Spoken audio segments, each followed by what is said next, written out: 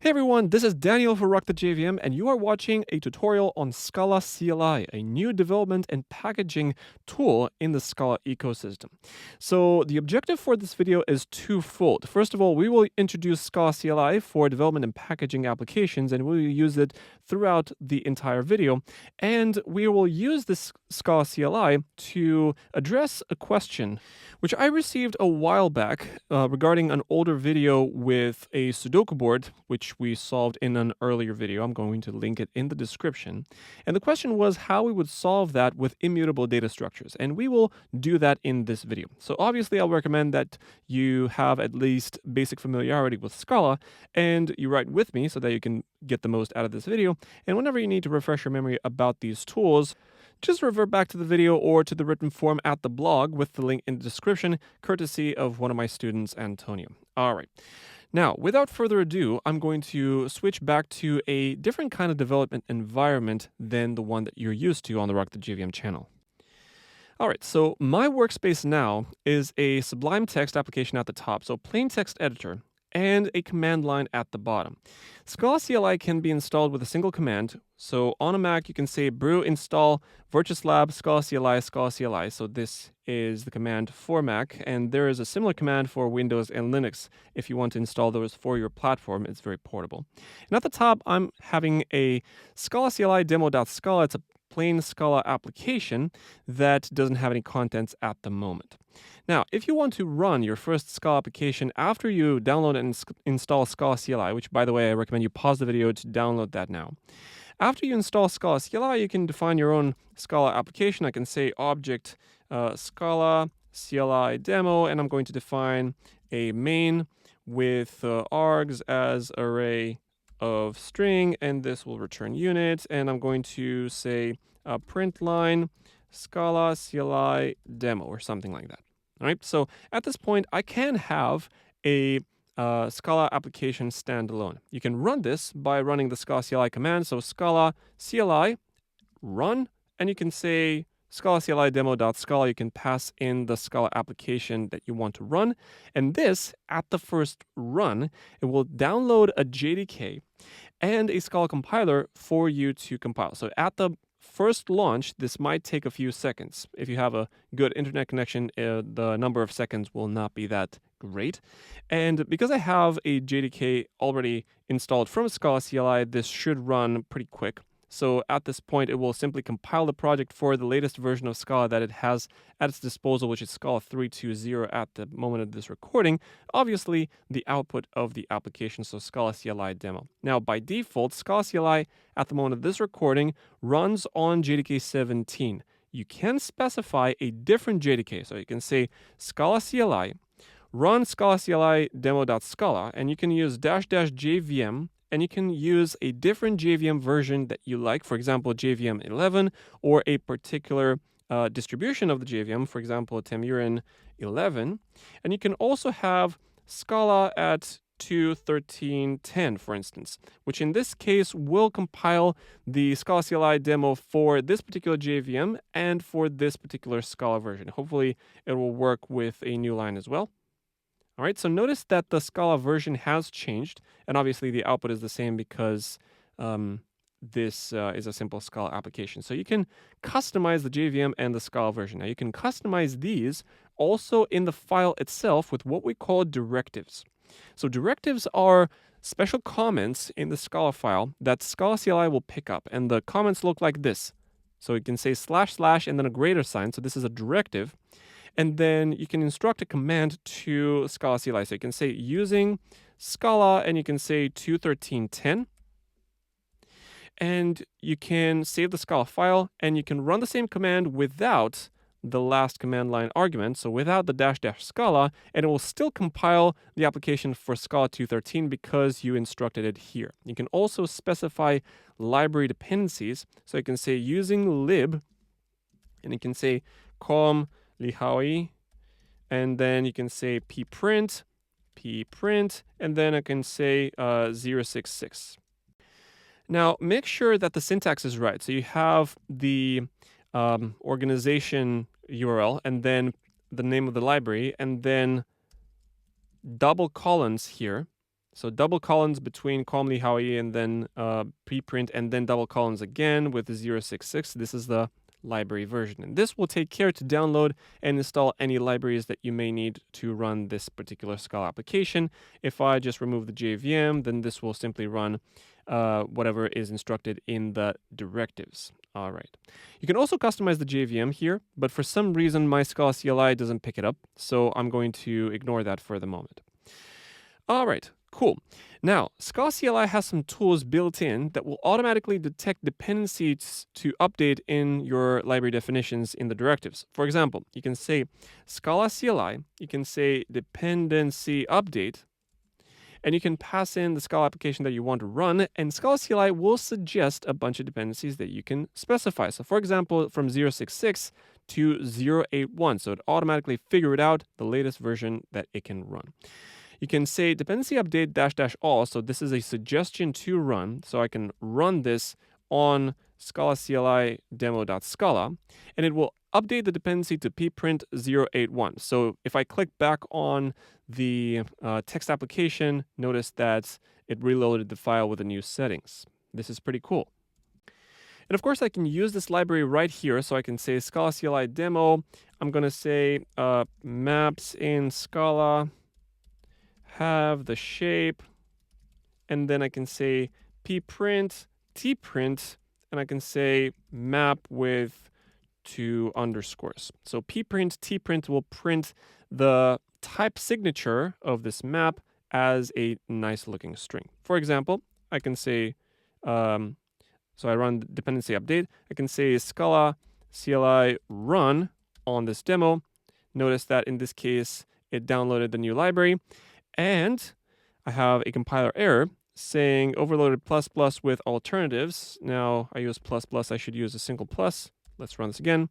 And in this case, we have maps in Scala have the shape map with underscores. Okay, good. So we can use external libraries in our Scala application. What else? We can also define, or rather have Scala CLI generate IDE support for our Scala files. So after we've set up our library dependencies and so on and so forth, if we wanted to run a more complex Scala application, not just a single script and a single file, you can generate IDE support for IntelliJ and Metals, for instance. So you can see Scala CLI setup IDE, and then I'm going to say Scala CLI demo.scala. So it said road configuration file for IDE in this Scala CLI.json in a BSP folder. So this can be picked up by Metals, and you can use Metals for with any text editor, usually with VS Code, or with IntelliJ IDEA. Now you can also use Scala format, so Scala FMT. You can say Scala CLI FMT, and you can say Scala CLI demo.scala, and this will download a Scala formatter. And if I do on ls, I'm going to have a BSP, a Scala build. And if I also add a Scala format file, so a .scalafmt.conf, this FMT command will pick up whatever settings you have in this folder, and will use those to format your Scala file. Now, notice that my text editor just reloaded the file with the new settings. Because this line was long, it was reformatted by the FMT command. All right, cool. So now that we have the basics of Scala CLI in place, we're going to move towards our other objective, which is to solve a Sudoku with backtracking, pure functional programming, and immutable data structures. So we're going to solve a Sudoku board. All right, let's do that. So I'm going to create a case class. I'm going to take this to the side for now and bring this here. So I'm going to solve a Sudoku board with a final case class Sudoku, and I'm going to have private. So I'm going to hold this constructor private with a data as vector of int. So I'm going to define the Sudoku board as a 9x9 board as a linearized data structure as a vector. All right, cool. Now I'm going to also define an object, companion object for Sudoku. So Sudoku, and I'm going to write a parsing method like a factory method. I'm going to say def from a string, from s as a string, and this will be either an error, I'm going to hold that as a string, or a Sudoku board, and at this point I'm going to leave it unimplemented. Now, to implement this method, I'm going to use the cats library. So I'm going to use Scala, let's say, not 2.13.10. I'm going to use 3, so 3.2.1. And I'm going to cut this library, the pprint, because I've already demonstrated that. I'm going to use cats. So I'm going to have org type level. I'm going to use cats core. And I'm going to use 290 at the moment of this recording. And I'm going to import, so import cats syntax all, everything, so that we can add all the necessary extension methods and so on and so forth. Cool. So here's my Sudoku board. I'm going to run the following. I'm going to say string replace, and I'm going to define the string as a single line. For example, I'm going to say 8.3.4.5. So on and so forth. And every dot will be a digit in a Sudoku board. So I'm going to read the Sudoku board line by line. And every 9 characters, this will be a line in the Sudoku board. So every 9 pieces will be a row, and so on and so forth. This string will have 81 characters. And because Sudokus are only made of single digits, this is very easy to parse. I'm going to consider these dots as empty spaces. I'm going to fill those with zeros at the moment, and then we're going to fill those later with the appropriate values so that we can solve the Sudoku board. All right, so I'm going to replace every dot with a 0 character. And I'm going to say dot as right string, so with string as the left side of the either. And I'm going to use ensure. So ensure, and the error that I'm going to place inside this string is Sudoku board is not made of digits or something like that. And the other argument to ensure is a predicate that I'm going to make sure it passes. So ensure, and I'm going to say underscore for all is digit. So for all characters in the string, I'm going to make sure that they are all digits. So no more dots, just zeros or digits.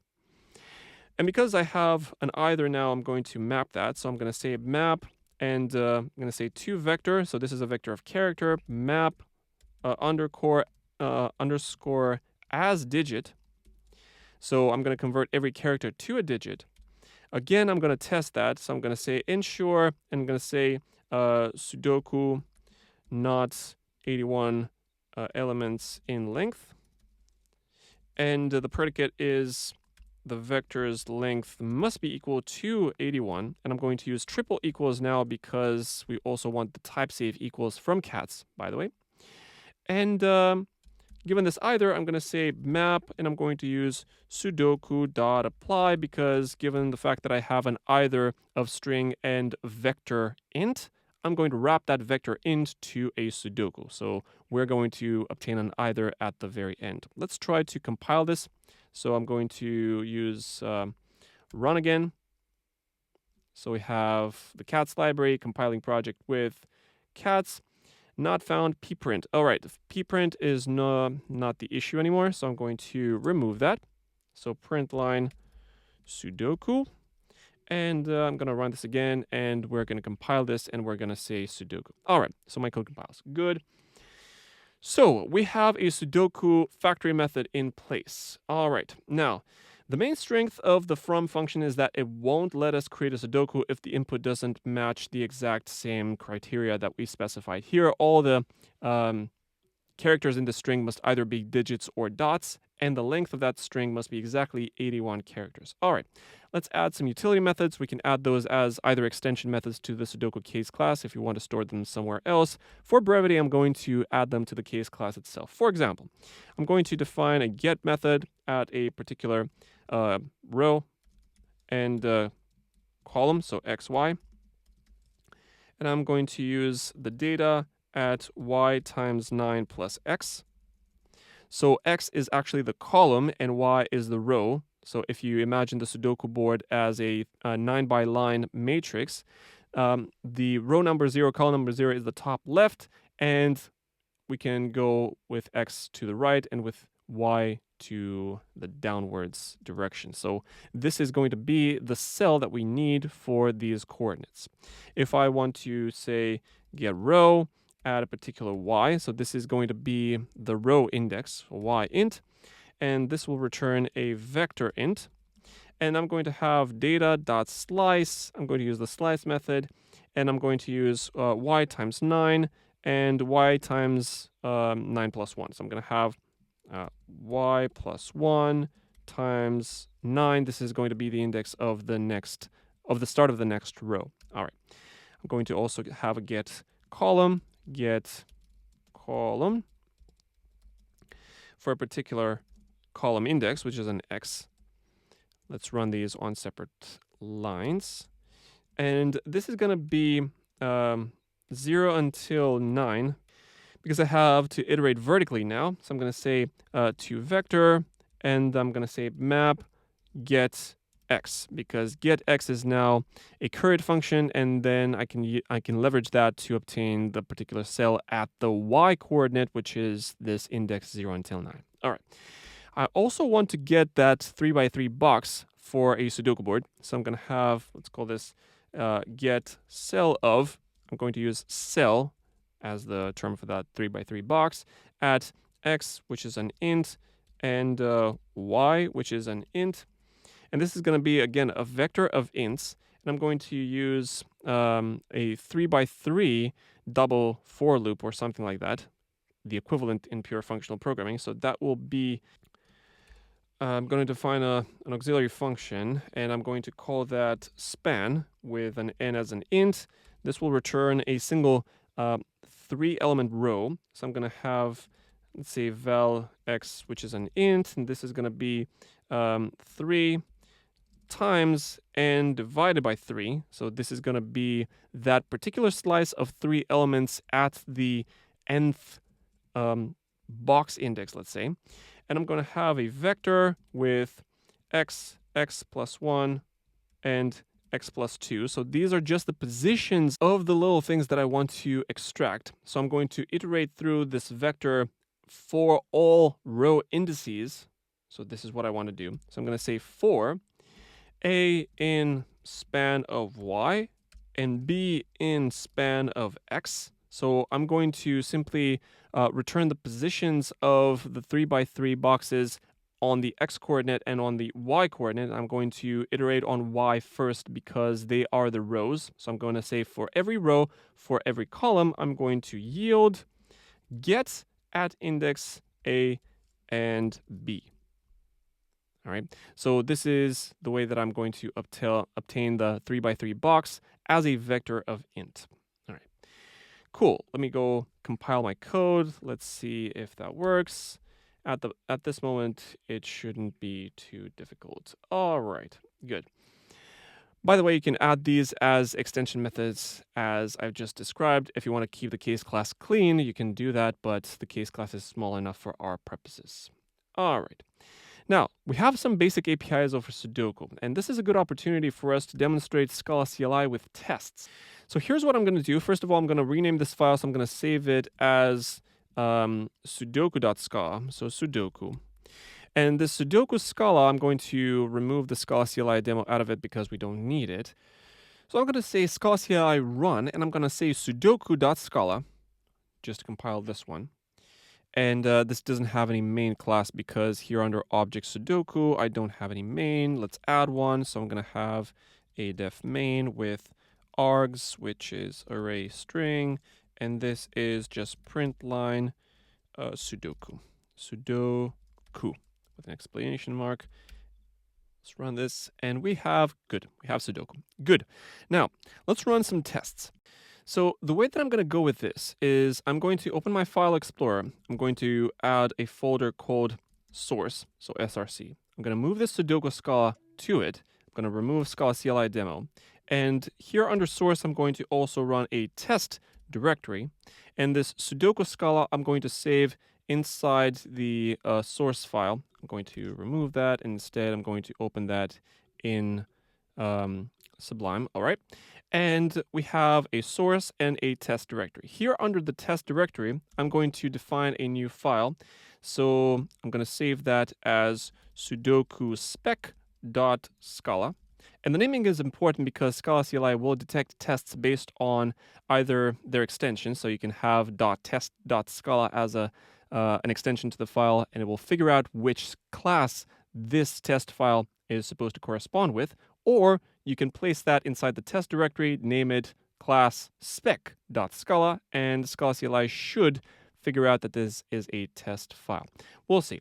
So I'm going to define some directives here. So I'm going to say using Scala 321, and then I'm going to use say using lib, and I'm going to use cat's core exactly as before. So I'm going to have cat's core. I'm also going to use another one which is called decline. So I'm going to say com monovor decline. I have this on my notes. This is decline with the library 241. Okay. And I'm also going to have another one using lib, and this is munit. I'm going to have org, Scala meta, and this is munit, so not junit. This is a library that will allow you to run tests. I'm going to say 0729 that I'm going to use at the moment. Good. Now, in this file, in this class Sudoku spec, I'm going to have import munit star, and I'm going to also import the cat syntax. So cat syntax all star, and I'm going to have a class called Sudoku spec, and this extends fun suite. Right, now I'm going to have my Sudoku board that I'm shamelessly going to copy from the blog post. So let me scroll down, and this is, where is that? The Sudoku board. This one. So maybe Sudoku from, and I'm going to paste it inside. So this is my maybe Sudoku. All right, let me format that. And I'm going to test whether the Sudoku is legit.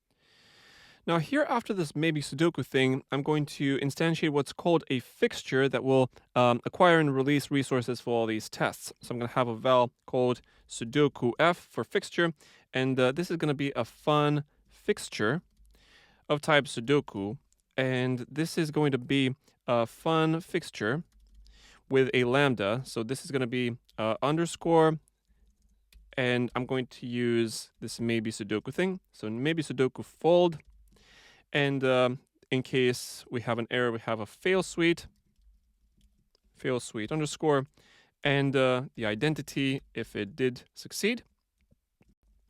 This is the first argument, actually. We have two arguments, and the second one is one that does nothing.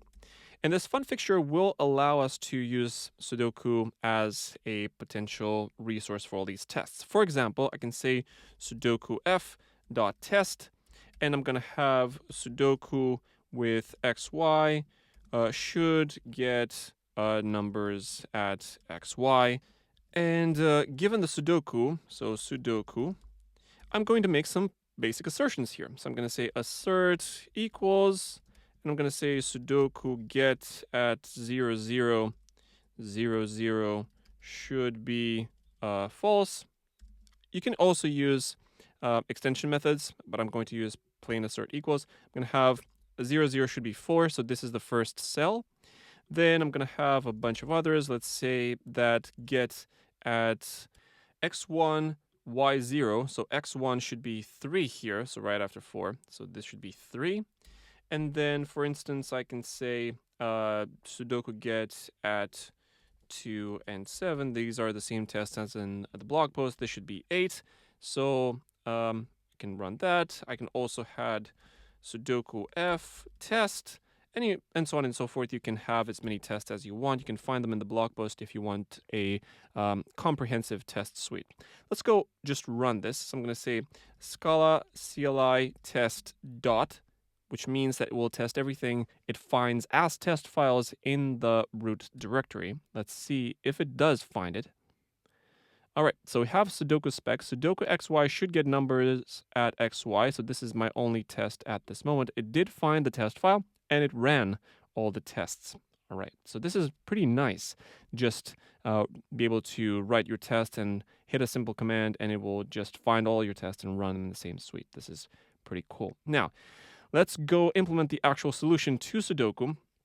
So here in the case class, I'm going to have some auxiliary methods. So I'm going to define a method called getZero, which is getZero, which is an option of tuple.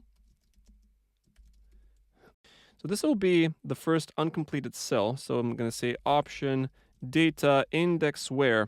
I'm going to use that in a single line.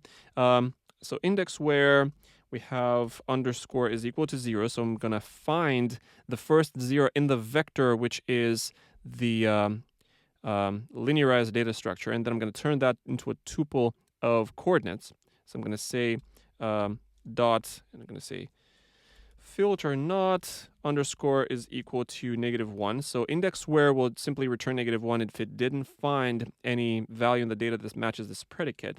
And then I'm going to map that, so map the option. And this is a combined coordinate because this is a single index in the vector. So I'm going to return the x and y coordinates after that. So I'm going to say combined coordinate mod 9.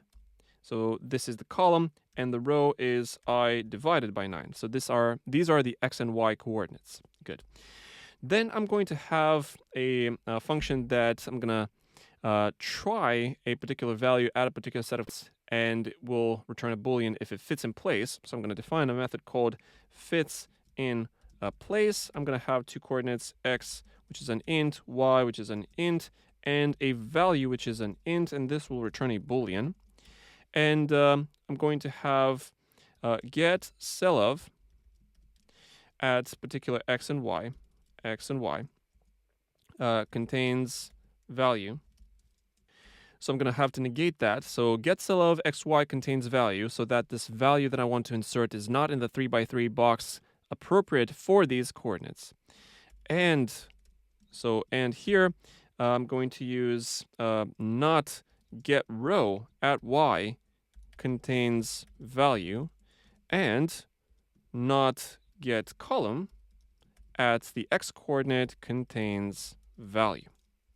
So this is the Sudoku restriction, the core game restriction. All right. Now I'm going to also define an auxiliary method. I'm going to call this set at value, say x and y. So x int, y int, and a value of type int, and this will return a new Sudoku. And I'm going to place this value in the linearized coordinates at x and y. So I'm going to have a Sudoku with data.updated. So this is a new vector here. Y times 9 plus x. So this is the linearized coordinate at x and y. And I'm going to place the value at this coordinate in the vector. This is it. Okay. Now, we need to implement the algorithm of solving a Sudoku board. So I'm going to have a solve function that is going to return a list of all Sudokus that are already filled. So here's how I'm going to go with this. I'm going to first try to find the first 0 in this Sudoku. So I'm going to say this get 0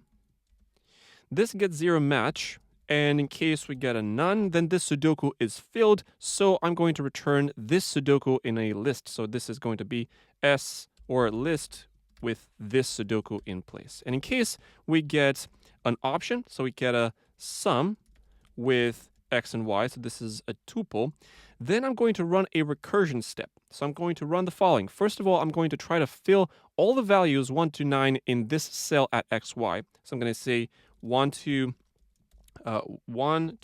9. And then I'm going to say filter. I'm going to say this fits in place with x and y, because fits in place is a current function that will take the value here. So this fits in place x, y.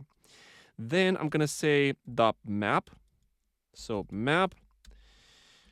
Then for every value that I'm going to fit in this place, I'm going to build a new Sudoku with this new value here. So I'm going to say this, so value, this set x, y, and this value. So I'm going to say set at x, y.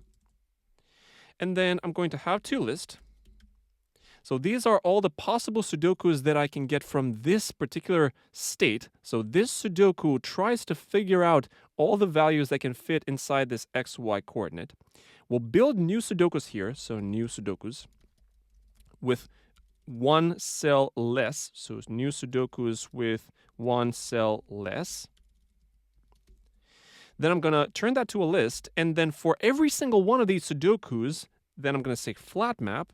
I'm going to say underscore solve. All right, so at this point we have a function to solve Sudokus. Let's try to at least try to compile this. So we have run with source Sudoku Scala, and we don't have this I thing, and this I is in this. Use it here. What did I get? I get a compiler error. And that's because getCell of xy is actually a curried function, so getCell at x and y separately. Let's try to run this again. Good, we have Sudoku and my code compiles. Great.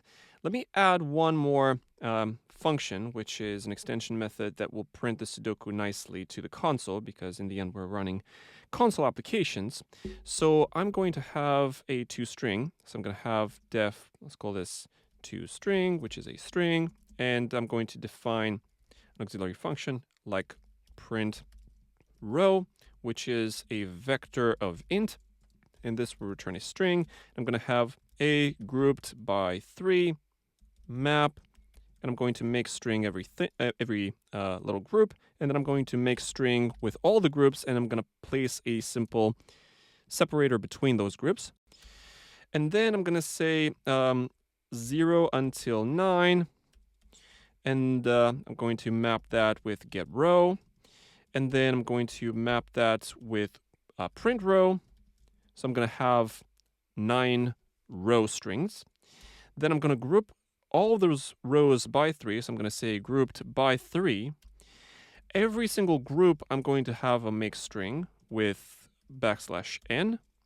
And every single separator, so every single group will be separated by, let's say, not a map, but a make string at the end. I'm going to place a separator in between groups of 3 rows, and I'm going to use a \n. I'm going to say dash dash dash a plus dash dash dash plus dash dash dash \n. Hopefully this is right.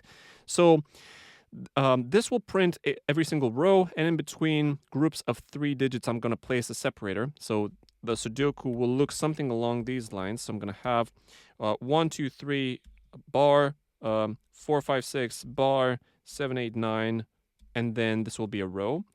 And I'm going to print these in groups of 3 with a \n in between them, and with this little separator in between groups of 3. So I'm going to have dash dash dash plus dash dash dash plus dash dash dash, and then I'm going to have groups of 3 like this.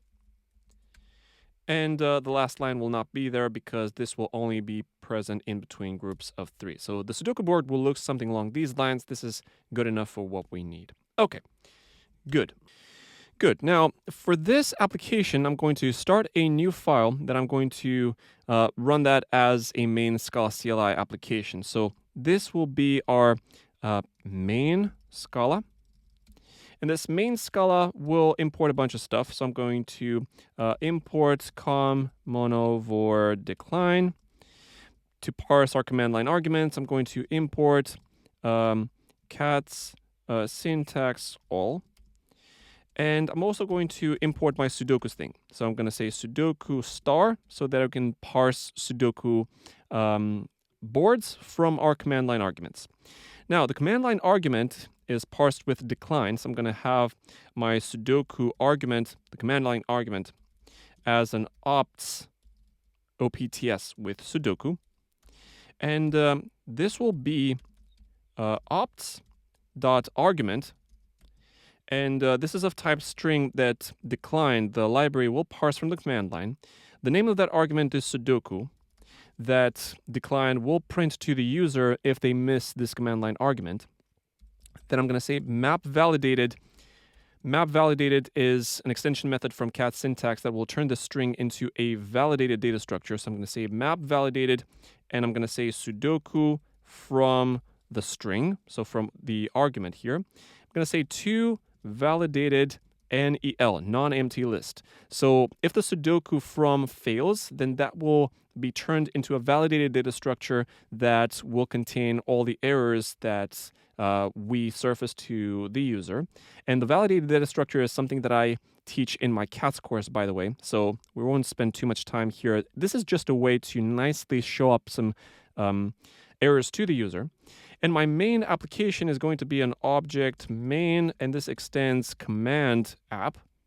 Command app is something that is being built in to the decline library, and the name of that application is Sudoku Solver. The header of that application is solves Sudokus as 81 cars passed in with dots as empty spaces, or something like that. And the main function is going to be Sudoku argument being parsed by decline. For that, I'm going to say Sudoku println Sudoku dot toString. So we have the toString method, which is great. So I'm going to say println Sudoku toString for now. So this just prints the Sudoku being passed in. We aren't trying to solve it yet. And let's try to build this. So I'm going to say we can run our Scala application with Scala CLI by using Scala CLI run dot, and it will find the main application here in the source folder. And this is going to be pretty nice. So if I say Scala CLI run, Monovore is not a member of COM. I think I need to import that. So I'm going to use Monovore decline, and I'm going to take that away from the spec. I think this should be in main. So let's use that. I'm going to save all my applications. Let's use that. And I think I've misimported something because I had Monovore decline, but I need to import everything in the decline library. And this is different. So we have overriding method toString in class any of type whatever. I think I need an override modifier because Scala 3 forces me to do that. So I'm going to use override. All right, let's try to run this again. Okay, found several main classes, main and Sudoku. I'm going to cut the main method from here. So Scala CLI figures out which object has a main method and will simply run that. Okay, so this is my Scala application behaving nicely here. So missing expected positional argument. This is a message that the decline library will surface back to the user. Sudoku Solver and the Sudoku argument. Solve Sudokus as 81 chars with dots as empty spaces. This is the description that I added in main. Now let's pass the Sudoku line. I'm gonna again fetch it from the blog post. So I'm going to use this one. So I'm going to say Scala CLI run dot dash dash, and I'm going to use this as a string. And this should print this nicely by running this Sudoku dot toString, and the toString representation is the one that I've implemented here. Awesome. Cool. Now we can also solve everything. So here in main, I'm going to say Sudoku instead of println. I'm going to call Sudoku solve. So I'm going to use Sudoku solve, and this is going to be a list of all possibilities. I'm going to simply print one. So I'm going to have head option, if there is, and I'm going to fold this option, and in case we have some error or the Sudoku is not solvable, I'm going to say system error println Sudoku not solvable, and I'm going to say system exit 1 because we have an error. Otherwise, we are going to have the other argument to fold, which is if we do have a solution, then I'm going to print that. So I'm going to say system out println s, or I can simply say println. So just println s, and system exit 0 so that we can use the exit code from the command line. Maybe we can use that for something else. All right. So let me run that again. So Scala CLI run, it will compile again, and it will print this one because this is the solved Sudoku. Now, I already have an unsolved Sudoku with some spaces. I'm going to use that instead. So I'm going to use dash dash this one, which is an unsolved Sudoku. Hopefully, boom. Okay, didn't work. And this is a problem because I've tested the Sudoku manually and it does work. So that means I have a bug in my code. Let's check this out. So that means I have a bug in my solution. My solve this get 0. Let's check get 0. Data index where the first index is 0, filter not is -1, map, and for this composite coordinate, I'm doing mod 9 and divided by 9. This is the x and this is the y. This is correct. So this gets 0 match. If we get a none, then I have this only Sudoku because this is the only solution. If I get a tuple, then I'm going to try everything from 1 to 9. 1 to 9 filter, this fits in place at these coordinates, and we're going to find the logic here. So fits in place. Get cell of x, y contains value, get row, y contains value, and get column x contains value. Okay, let's check this one. Get cell of says for x and y, I'm defining a span function that will define me the list of, or the vector of the 3 positions, either on the row or on the column, depending on where this coordinate lies.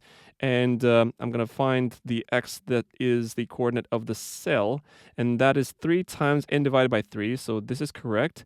And then I'm going to do x plus 1, x plus 2, then that means that if I have, let's pick this Sudoku, let's say, that means that if I get this Sudoku, if I have the coordinate, let's say x equals 3 and y equals 1, then that means I have column 3, 0, 1, 2, 3, and row equals 1, then that means the cell of these particular coordinates is this one, so 591,268,473. So that means I'm going to have to go through this for comprehension. So for a in span of y and b in span of x, you'll get a and b.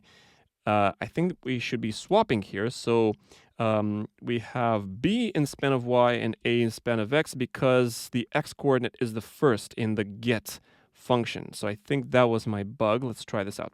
So I'm going to try to run my Scala CLI again with the Sudoku. Hopefully I'm going to get a result. Let's see. All right, so we get a first Sudoku solution. So that was my bug. All right, watch your for comprehensions, people. All right, amazing. So at this point, we have a fully working functional programming based Sudoku with immutable data structures. All right, great. Now at this point, I would like to show you how you can use Scala CLI to package this application as a standalone executable. So I'm going to say Scala CLI Package dot. So I'm going to package the entire thing, and this will compile everything in an executable called main. So I can simply say ./main, and then I can pass this Sudoku as an argument. So now with a dash dash, this is simply how you can pass a command line argument to the Scala CLI application itself. So I'm going to say ./main. I'm going to say not Scala CLI, but rather I'm going to use this Sudoku. So I'm going to use that. And this should solve my Sudoku back to me with the same kind of result that we saw earlier. Now, of course, if we pass any sort of invalid argument, the application is going to tell us that. So we have Sudoku not 81 elements in length. So this crashed the application. All right.